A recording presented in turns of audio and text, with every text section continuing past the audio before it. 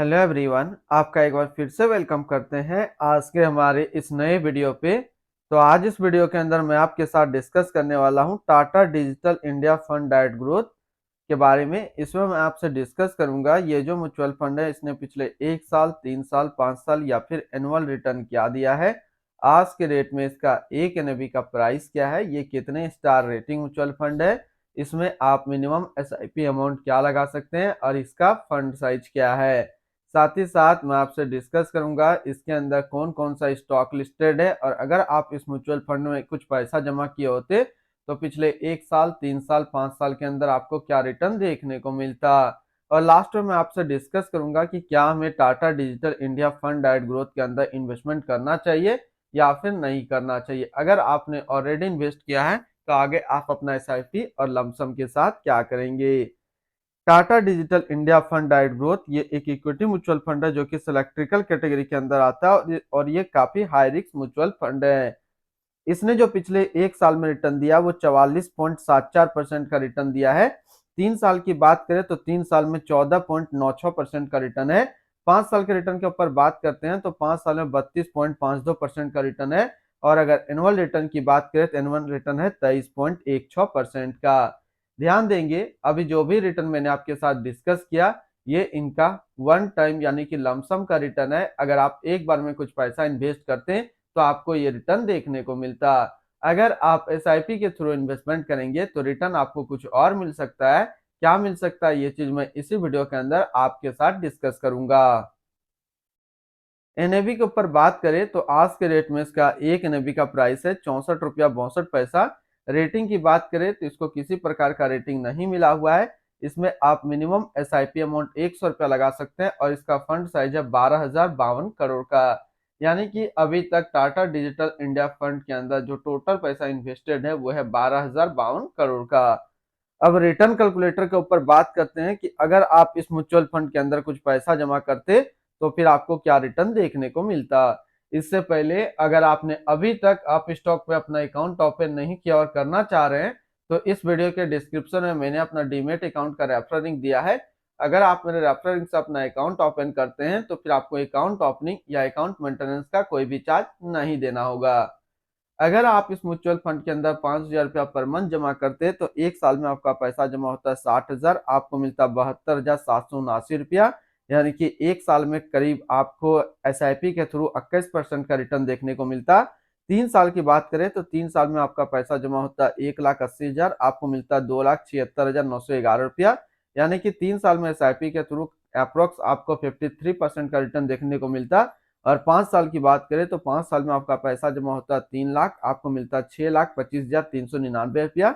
यानी 5 साल में एसआईपी के थ्रू करीब आपको 108% का रिटर्न देखने को मिलता। यानी कि एसआईपी के थ्रू देखेंगे अगर आपका पैसा डबल हो रहा है इस म्यूचुअल फंड में तो कितने दिनों पे हो रहा है, 5 साल में। अब लमसम की बात कर लेते हैं कि अगर आपने एक बार में इस म्यूचुअल फंड में 1 लाख रुपया डाला होता तो 1 साल में आपका 1 लाख रुपया 1,44,740 रुपया होता। 3 साल में आपका 1 लाख रुपया 1,51,929 रुपया होता।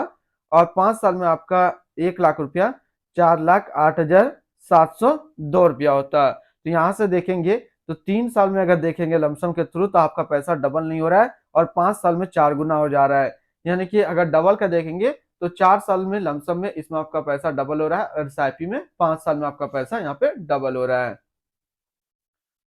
होल्डिंग की अगर बात करेंगे तो इसके अंदर जो टोटल स्टॉक लिस्टेड है वो टोटल 36 स्टॉक लिस्टेड है। अगर हम इसमें टॉप 10 और इसके सेक्टर वाइज डिस्कस करें तो पहला नाम आता है इंफोसिस लिमिटेड टेक्नोलॉजी क्षेत्र, Tata consultancy service limited technology, tech Mahindra limited technology, Wipro limited technology, SCL technology limited technology, Zomato limited service, LTI Mindtree limited technology, persistent system limited technology, first source solution limited service, Sonata software limited technology के क्षेत्र में है।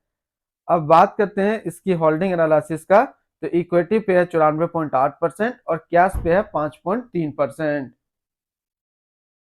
इनकी equity sector allocation की अगर बात करें तो टेक्नोलॉजी पे 78%, सर्विस पे 16 और अदर्स पे 6%।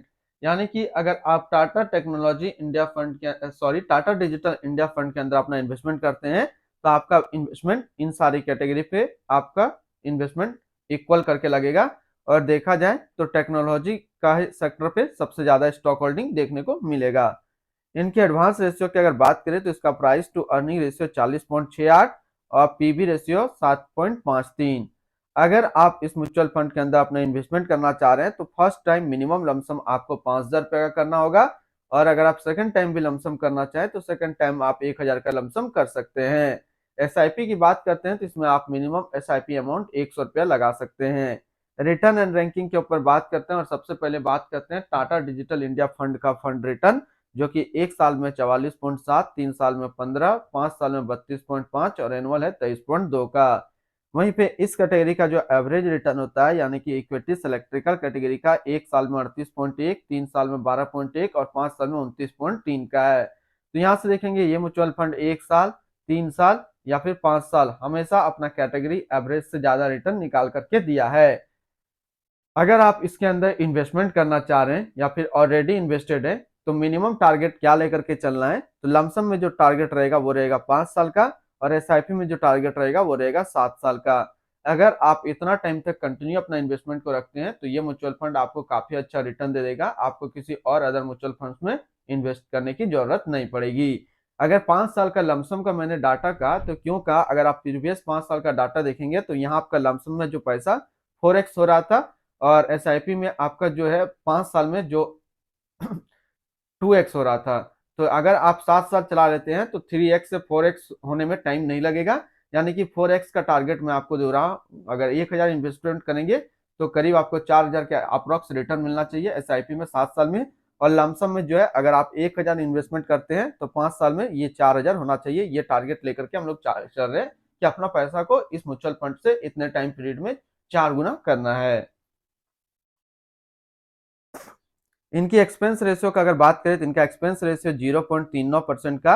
एग्जिट लोड की बात करते हैं, अगर आप इन्वेस्ट किया हुआ पैसा 30 दिनों के अंदर निकालते हैं तो फिर आपको 0.25% का एग्जिट लोड देना होगा। और स्टैम्प ड्यूटी की बात करें तो स्टैम्प ड्यूटी है 0.005%। टैक्स इम्प्लानेशन की बात करते हैं, अगर आप इन्वेस्ट किया हुआ पैसा 1 साल के अंदर निकालते हैं तो जो भी आपका रिटर्न होगा उस पर आपको 20% का टैक्स पेमेंट करना पड़ेगा। और अगर आप 1 साल के बाद इससे अपना पैसा निकालते हैं और 1 साल में अगर 1,25,000 का रिटर्न बनता है तो फिर आपको 12.5% का टैक्स पेमेंट करना होगा। यानी कि शॉर्ट टर्म कैपिटल गेन पे आपको 20% टैक्स देना है और लॉन्ग टर्म कैपिटल गेन पे आपको 12.5% का टैक्स पेमेंट करना है। इनकी fund house and investment objects की अगर बात करें तो Tata mutual fund total assist पे इंडिया पे नंबर 14 पे रैंक करता है।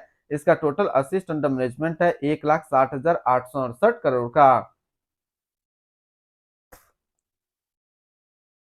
Tata digital India fund diet growth ये एक इक्विटी म्यूचुअल फंड है जो कि लॉन्च किया गया टाटा म्यूचुअल फंड की तरफ से। दिनेश मिस्त्री अभी इस फंड का करंट फंड मैनेजर है। इस फंड का करंटली असिस्ट अंडर मैनेजमेंट है 1,60,868 करोड़ का, और लेटेस्ट नबी है 64 रुपया 62 पैसा। Tata digital India fund diet growth ये एक काफी हाई रिस्क म्यूचुअल फंड है। इसे मिनिमम एसआईपी अमाउंट 100 रुपया का सेट किया गया है और मिनिमम लमसम 5,000 रुपया का सेट किया गया है। अगर आप इन्वेस्ट किया हुआ पैसा 30 दिनों के अंदर निकालते हैं तो फिर आपको 0.25% का एग्जिट लोड देना होगा। और इसकी फंड बेंचमार्क की अगर बात करें तो इसका फंड बेंचमार्क है Nifty IT total return index. तो आज इस वीडियो के अंदर मैंने आपके साथ डिस्कस किया टाटा डिजिटल इंडिया फंड के बारे में। फिर मिलते हैं हम लोग नेक्स्ट कोई इस तरीके का वीडियो की अच्छी जानकारी को लेकर के।